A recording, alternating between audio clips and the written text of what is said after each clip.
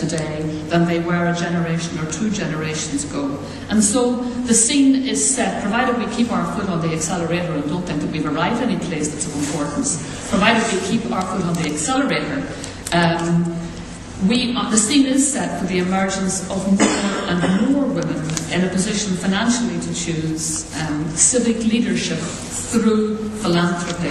And of course we know that the longevity of women also leaves them in a position of being the disposers very often of accumulated family wealth, of which there will be more, or we thought there might be more until recent times, but maybe there might be a little bit more some of these days. I'm told that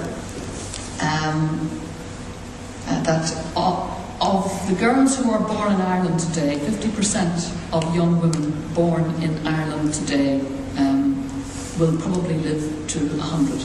It's an extraordinary statistic, isn't it? And that will have a huge impact in terms of what they can contribute to life and the kind of things that they will be able to do with their lives. The news isn't so good for the men. They live longer, of course, but just not that long. So I had the pleasure last year of presenting a Philanthropist of the Year award actually to one of the speakers here today, to McAleese. Chantal's there, she was the only one to talk to her earlier there. And so this emerging constituency offers us really the opportunity to become, as John said, much more strategic, much more astute and effective problem solvers by harnessing what would otherwise be there, be generously given, but perhaps be given in a fragmented and unfocused way, and using this resource of finance, to be able to create new structures of power and influence in our society. I think of a very simple example from my own childhood, when I think at the age of 13 my grandmother took me to the local community centre in Ardoyne in Belfast to hear a young man talk about the power we each had individually and how much more powerful we would be collectively. The Ardoyne parish that I lived in at that time was a parish with about 70% unemployment. A lot of people around were very, very poor. And when this young man talked about the power that people had, and he'd say, even if you only have 2 pence or a shilling or a pound in your pocket, that pound can become much more powerful if you use it strategically along with the pounds of all your neighbours. And that young man was, of course, John Hume. And he was introducing us to the concept of the credit union.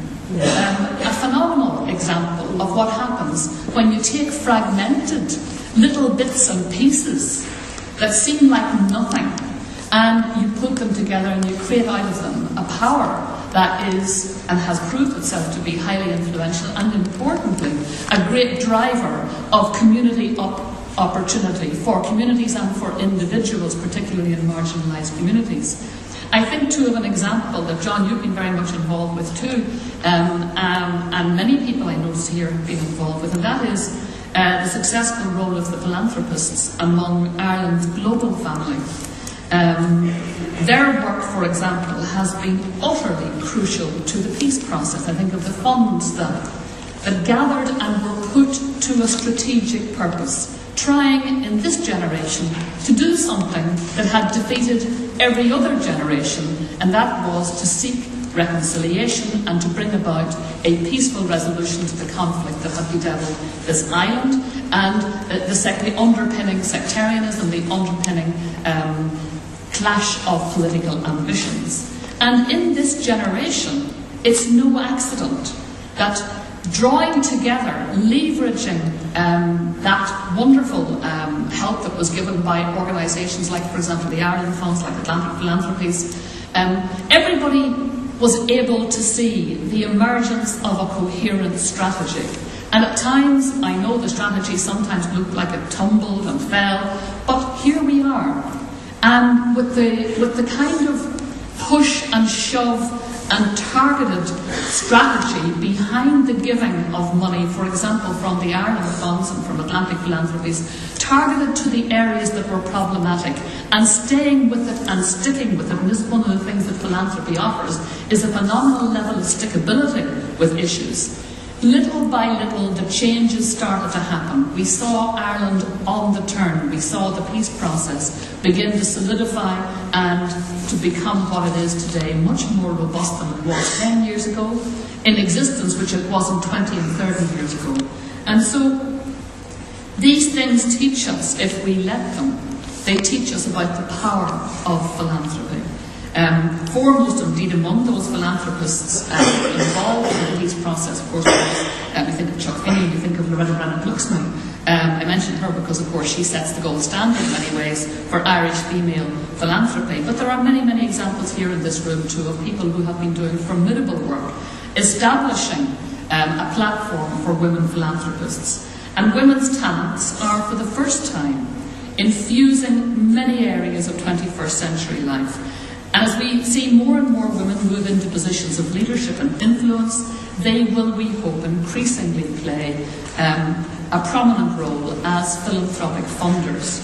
It's very heartening to hear the establishment of the new Irish Women's Fund, which I hope will encourage women to believe in themselves as philanthropists, and importantly, to target their philanthropy in problem-solving areas which are of particular relevance to women and girls, because there is still, as I said, that hard-packed, melded amalgam that created so many barriers to the advancement of women. You know, there's still an awful lot of chipping away.